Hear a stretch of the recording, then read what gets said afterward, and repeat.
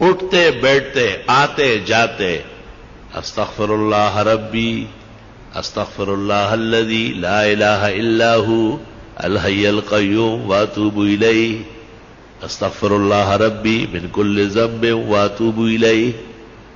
یہ پڑھا کرو جتنے استغفار آپ کو یاد ہے. بہت زیادہ پڑھو، کم پڑھنے سے نہیں کام چلے گا، کیونکہ دنیا کی تمام تکلیفیں، رنج اور غم، صدمہ اور مصیبت، فتنہ اور پریشانی سورۃ انفال میں ہے. استغفار سے ختم ہو جائے گا. استغفار ہمیں کرنا چاہیے. پیرانی پیر شیخ عبد القادر جیلانی نے ایک موقع پر لکھا ہے کہ جن کو استغفار کا پتہ ہے اور پھر وہ پریشان ہوتا ہے، فرمایا بہت بڑا کذاب اور جھوٹا ہے. یہ تو خدا کا فیصلہ ہے کہ آپ استغفار کریں، میں پریشانیاں دور کروں. اب یہ کہ ہمیں محبت چاہیے، آرام چاہیے، عزت چاہیے، حلال دولت چاہیے، وقار چاہیے، حفاظت چاہیے، خدا تیری نصرت چاہیے، بندوں کے ہر شر فساد سے بچت چاہیے. اس کا ذکر اللہ نے سورۃ نوح میں کیا ہے 29ویں پارے میں کہ یہ بھی استغفار سے ہو. لے سارا کام استغفار سے ہو رہا. علماء نے اس طرح ایک مثال دی کہ اگر فرید گنج شکر ان کے شیخ قطب الدین بختیار کاکی،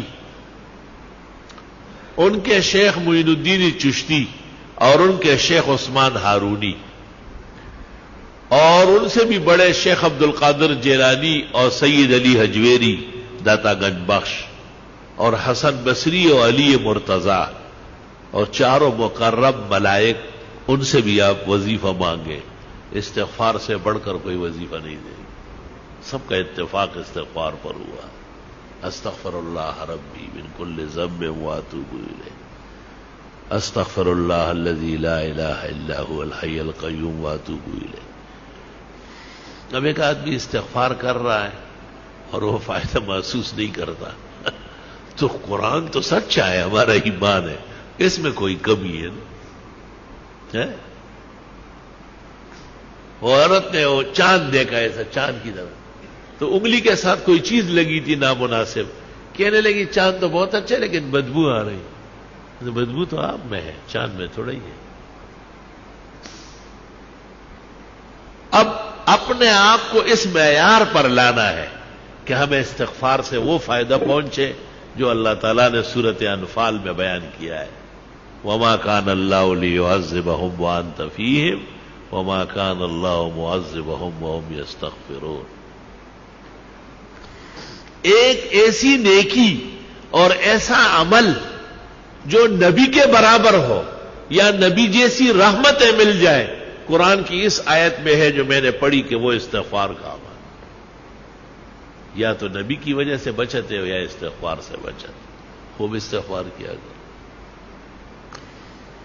بعض راتیں مناؤ، باقاعدہ بعض اوقات منا لو کہ بھئی میں سحری میں اٹھوں گا اور سورج نکلنے تک استغفار کروں،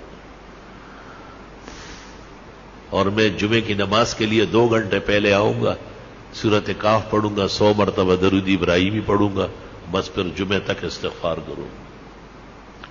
جمعے میں اتنا ٹائم نہیں ہے، چلو عصر سے مغرب صحیح ہے، مغرب سے عشاء تک کچھ تو ادھر کنڈے زویا اور سوخو بویا، کچھ تو کرے آپ، اپنے آپ کو ذرا قیمتی بنائے. جتنی خوشیاں چاہیے، جتنے آرام اور راحت چاہیے، جتنی عزت چاہیے، اللہ تعالیٰ سورۃ نوح میں فرماتے ہیں فَقُلْتُ اسْتَغْفِرُوا رَبَّكُمْ، استغفار کرو وہ مل جائے گا، سب عطا ہو جائے گا. ہمیں بھی دعاؤں میں یاد رکھو، دینی مدرسوں کو بھی، طلباء کو بھی، اور یہ موجودہ پریشانیوں کو بھی، اور استغفار کی کثرت کرو.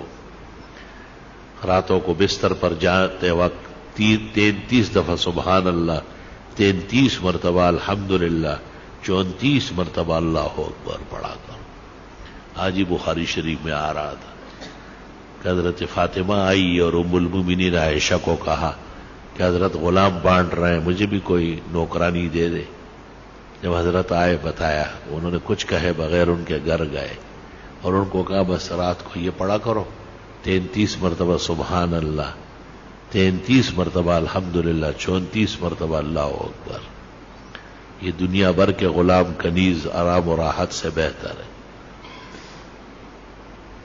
تسبیحات دائیں ہاتھ سے پڑھا کرو، بائیں ہاتھ سے اسلام میں کوئی تسبیح نہیں ہے.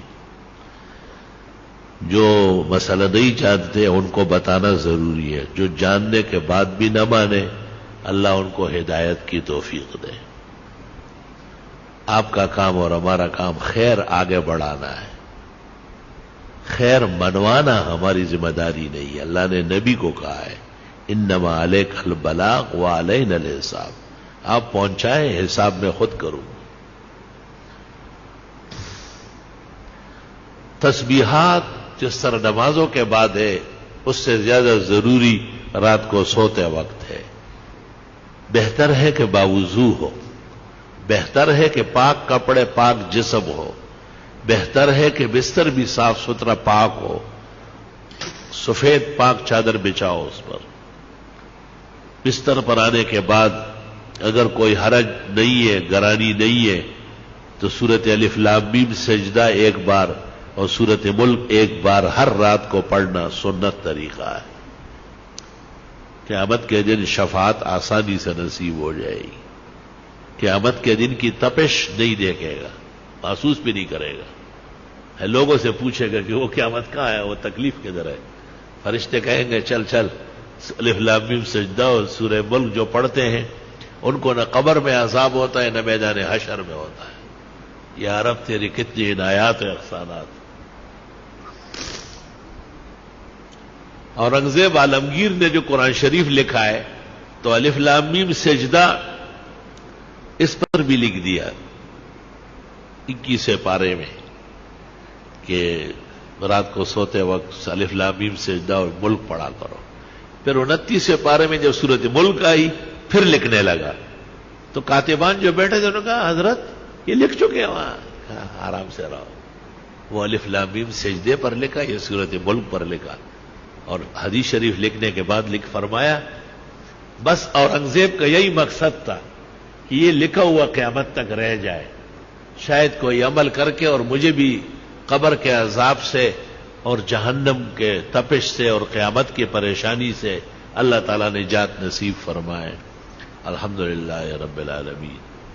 اللہم صل وسلم علی النبی وعلی آلہ واصحابہ